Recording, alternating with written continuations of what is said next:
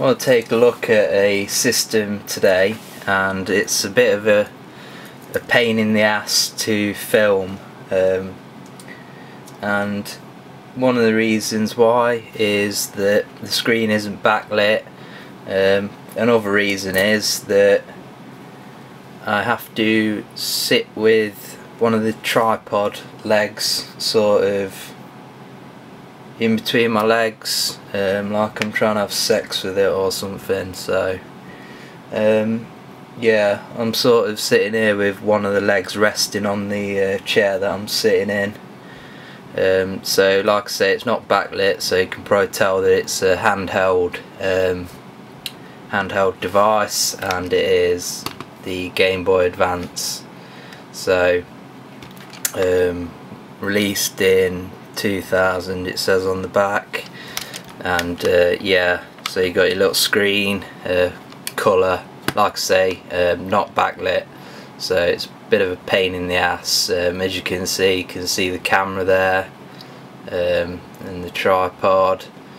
So yeah, as you can tell, it's also a bit of a pain in the ass for light reflecting off the screen when you are trying to play it. So yeah, why they didn't include a backlight in this console is just ridiculous. I could understand the benefit is increased battery life, but why not just have a switch to turn the battery, to turn the backlight off?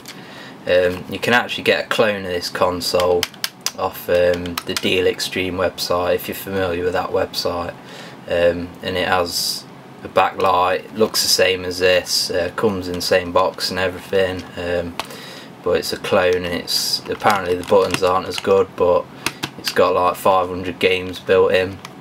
But here we're going to be looking at the original. So this is probably the cheapest console you can pick up on eBay, so very easy to find. Ideally you want to go for the Advance SP, the backlight version. There is two different versions of the SP. There's a backlight and a front light. The front light one obviously is better than this, but you want to go for the backlight.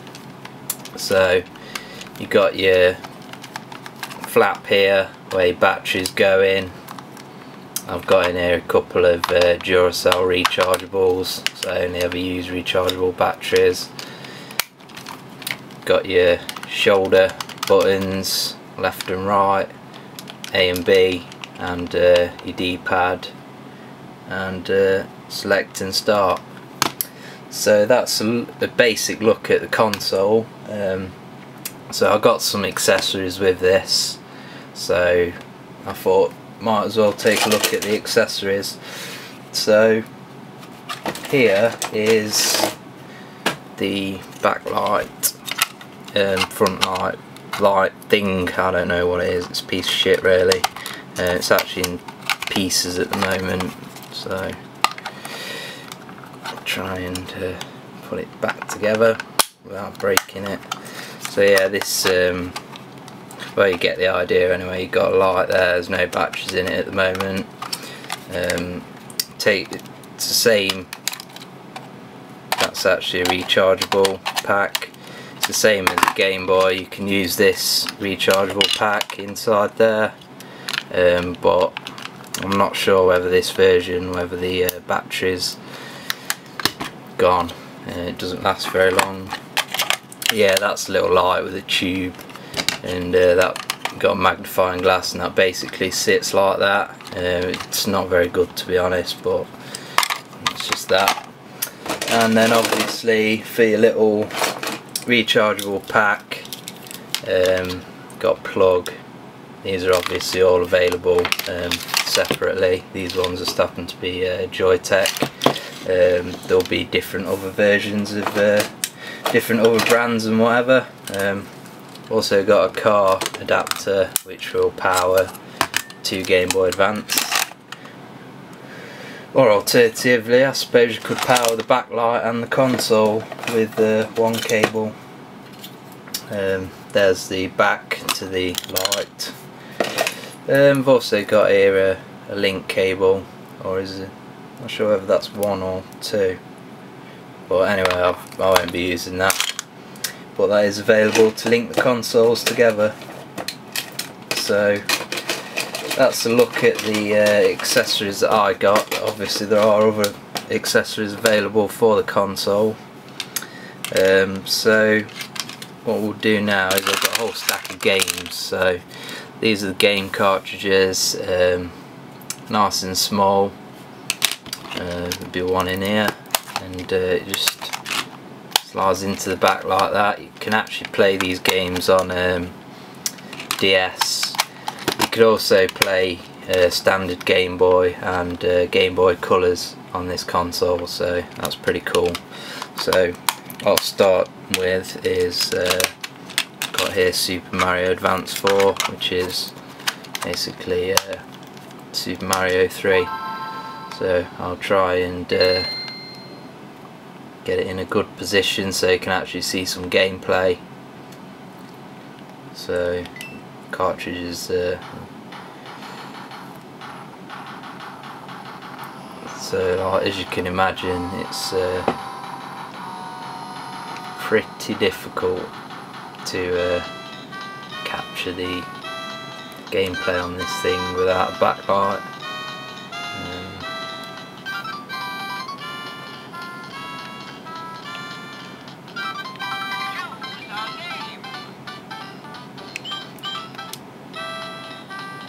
Oops.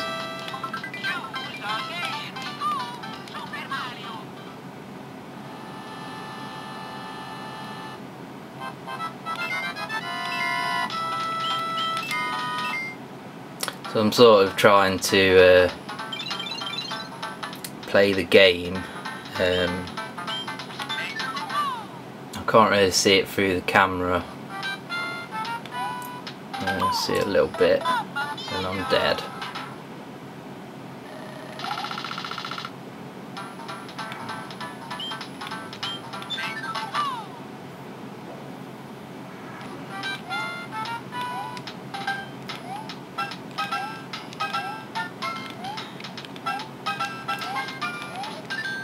So yeah, it's pretty much this game's pretty much the same as the Super Nintendo. There are a few minor differences that hardcore Super Mario fans will notice. So that's Super Mario Advance 4. So there are a multitude of games available for this system. There's a classic one, Street Fighter 2 Revival.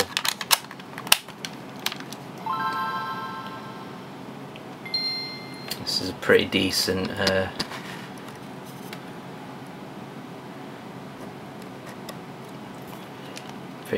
fighting game for what the system's capable of with the controls and whatnot.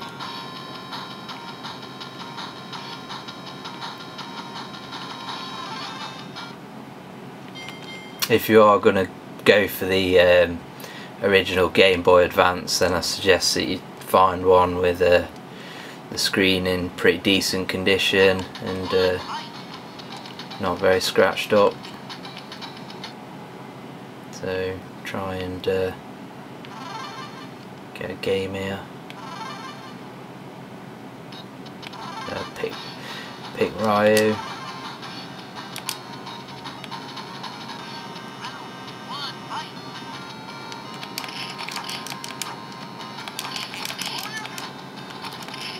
It's actually quite hard to do some of the moves because the D-pad's pretty small. Quite often you'll try and move and then it won't actually pull off just because of the controls. But again, it's the same with most handhelds really, you know.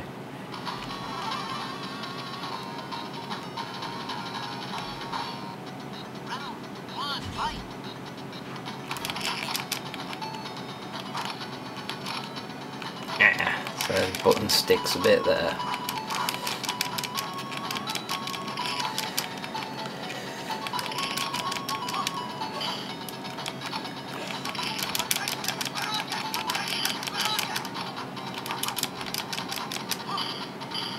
So not the best system for fighting games, but still playable.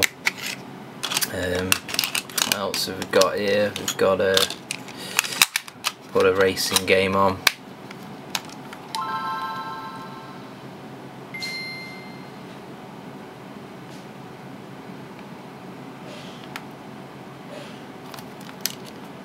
That's frozen. Obviously you do get that with these cartridge systems. Occasionally you'll have to blow down the slot or whatever to get it to work.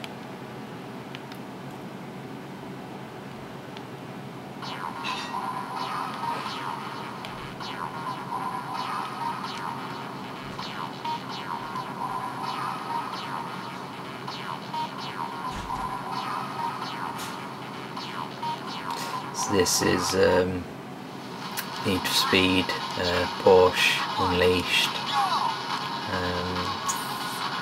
Just trying to work out the controls. Right.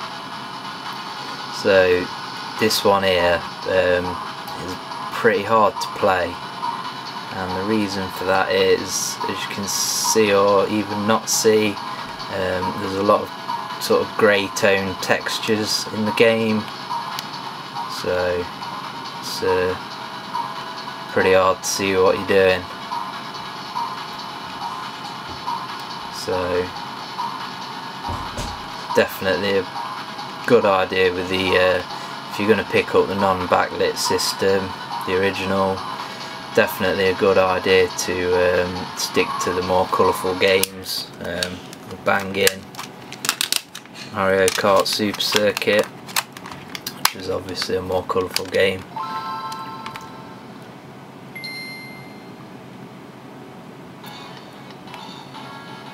There aren't really many expensive games for this system, which is a huge bonus.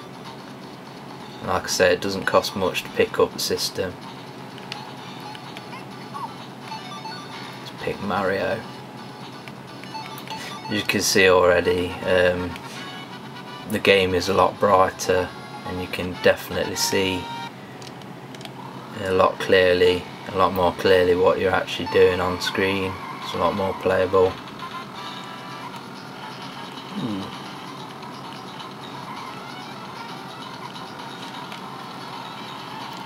So in this game you use the shoulder button to jump, and then you use the other shoulder button to fire your weapon or use your ability or whatever.